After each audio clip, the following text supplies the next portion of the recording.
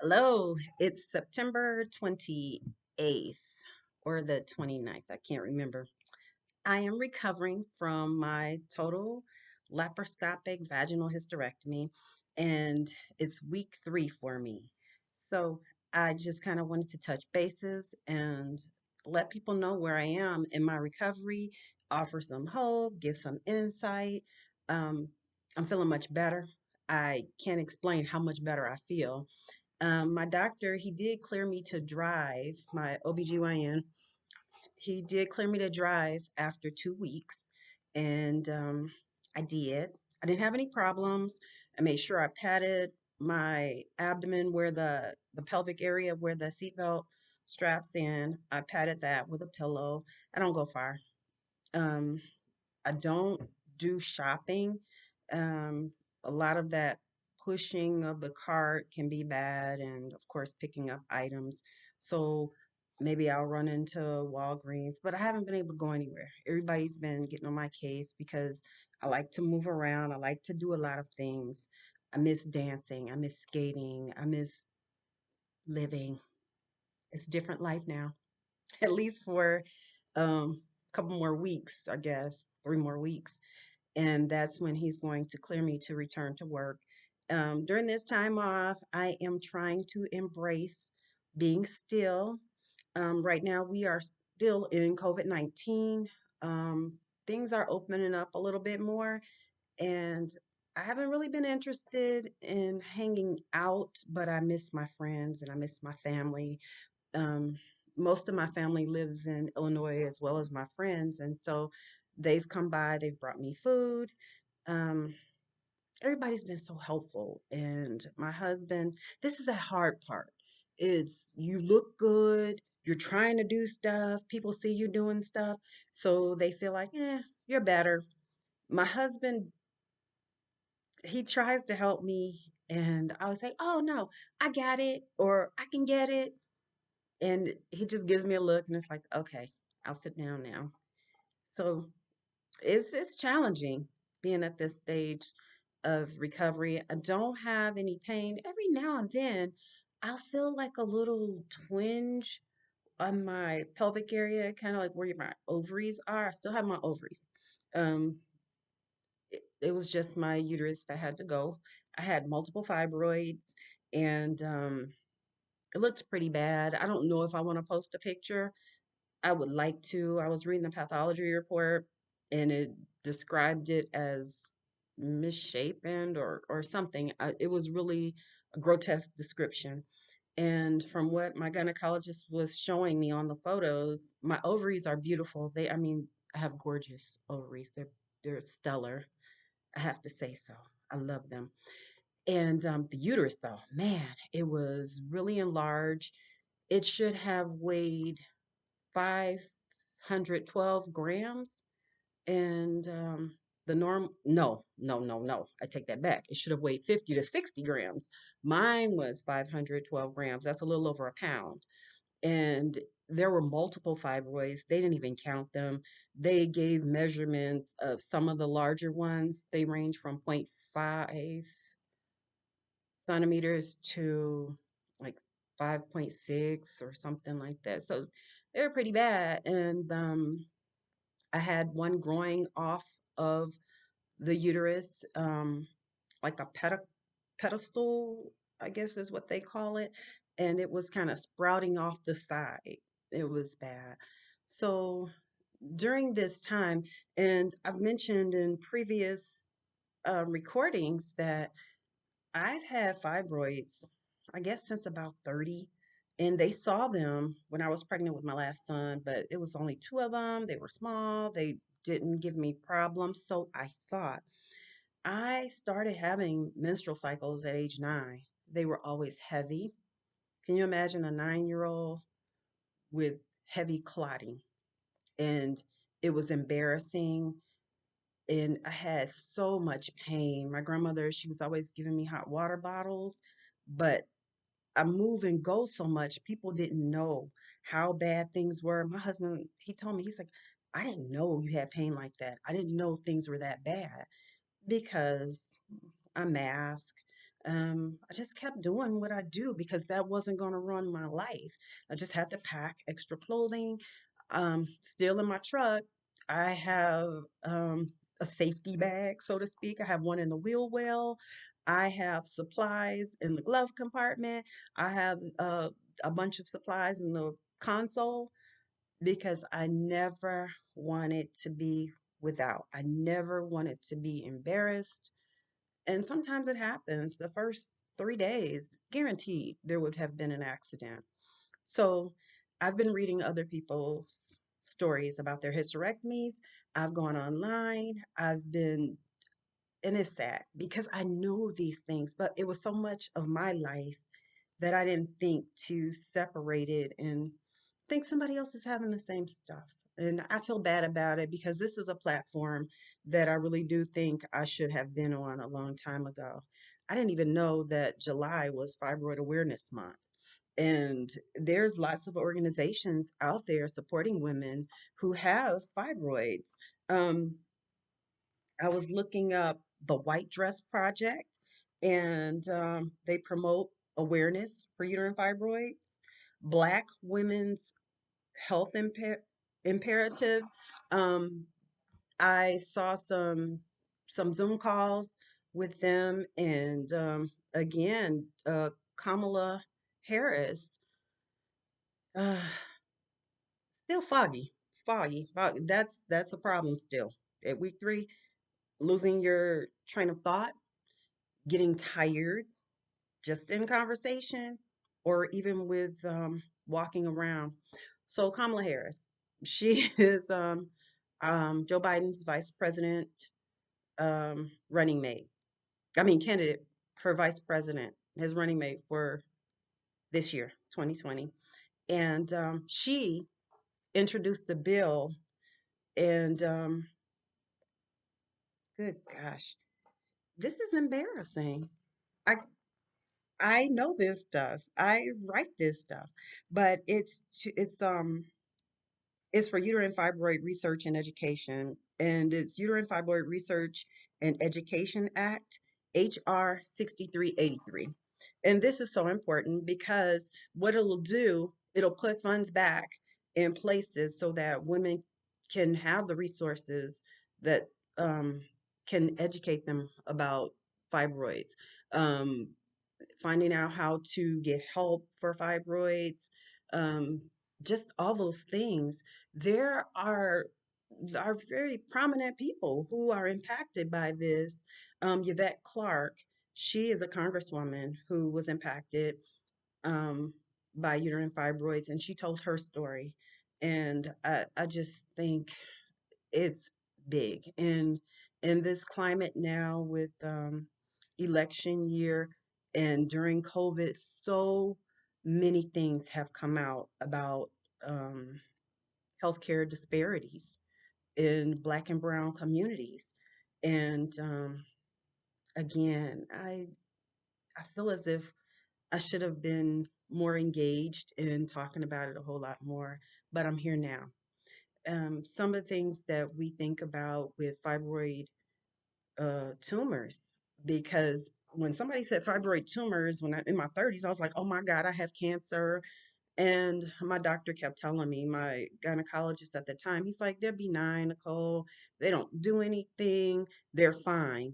We'll just watch and wait. So I went along with thinking that these things happen. It's fine. So I started to dig into my history a little bit.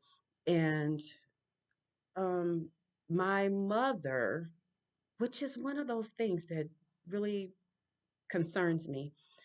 I remember being a small kid and she had a procedure. She had a hysterectomy. And, as a kid, they don't tell you anything. You just kind of find things out because the conversation shifts about in the household. So I found out that she did have a hysterectomy. And so I asked her before I had my surgery, I said, Mom, have you ever been told you have fibroids? She's like, oh, that's been so long ago. I don't know. And I said, but you had a hysterectomy. She said, yeah, one of my ovaries was shattered. So, he had to do the hysterectomy. Hmm. Mom, your ovaries and your uterus are separate. And she's like, well, that's what he told me. So here's a moment of disclosure. I was reading, and they were sterilizing women for years in this country. That has gone on, but especially in 70s and 80s, they were sterilizing women who were on welfare, who weren't married, who had several children, and that was a kind of like population control for communities who were underserved. And just a part of me wonder, you know, was this somebody taking away an option for her? My mom had three girls, and she fit some of those profiles. And I I can't help but wonder, was that a reason why? So it saddens me. And women's health has always been on the back burner, and especially Black women or other women of color. We've always been on the back burner. And so now we're asking, we're demanding that people look into our issues and take them more seriously. So, what I can impart on you at this point is uterine fibroids. Are um, they're caused by fibrous tissue that overgrows. Um, our estrogen and our progesterone supports that growth. Estrogen can cause um, muscle fibers to thicken and enlarge. And a lot of it is due to the way that we live, high stress, socioeconomic depression. We tend to have diets that are higher in red meat, lower in fruits and vegetables. We tend to use products that contain phthalates, PHTHALATES.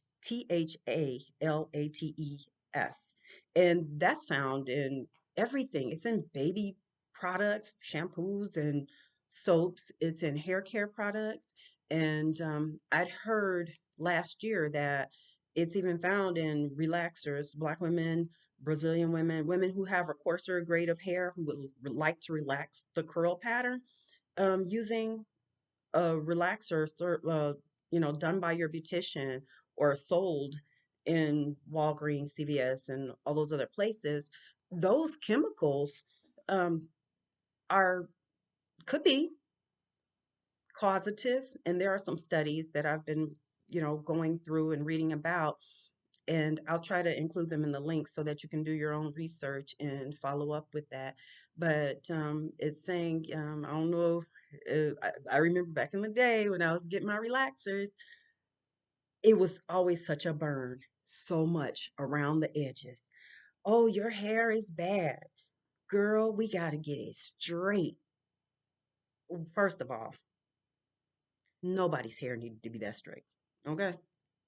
And my hair wasn't bad. And I had a male hairstylist. I think I was 14, and he told me your hair isn't bad.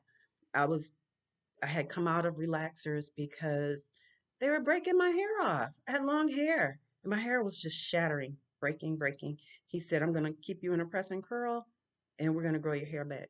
But your hair is not bad. We do not have bad hair. We do not have bad hair. I'll tell you something about this hair of mine.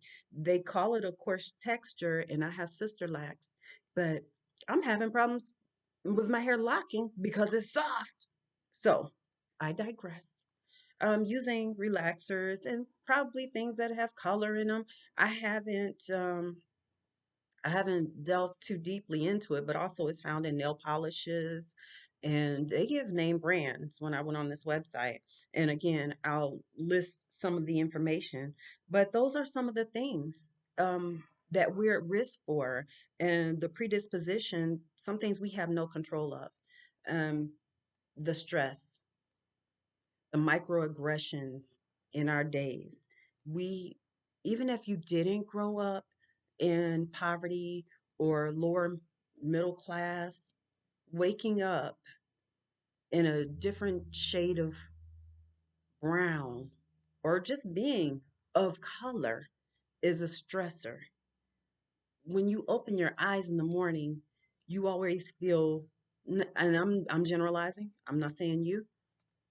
I have to speak from where I stand and from where my peers stand. You know that when you walk out of the door, there are certain expectations, and your expectations are not the same. For a white woman, for her and I to walk out, I feel like I'm 5 steps behind because she has an advantage that I don't have. And I apologize if I offend someone, but these are truths. And I think it's starting to be spoken more. And we're finding our voices, and we have to find our voices. Um, so when I'm talking about uterine fibroids, this is too important to lay to the side, but along with that comes all those things that we experience that play a part into our fibroid growth.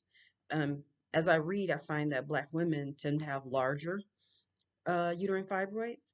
There tends to be more severe symptoms, and we have our cycles at an early age, which we are predisposed to developing uterine fibroids. Now, I hope nobody tunes out because of the things that I've said, because these are truths. And again, I did some research, so I'm not making these things up, and I will list them under this video. But, and I don't say that any one person's pain is less than another, because pain is subjective. The cut on my finger will probably be different from the cut on your finger, but it doesn't change the fact it's still a cut and it still needs attention.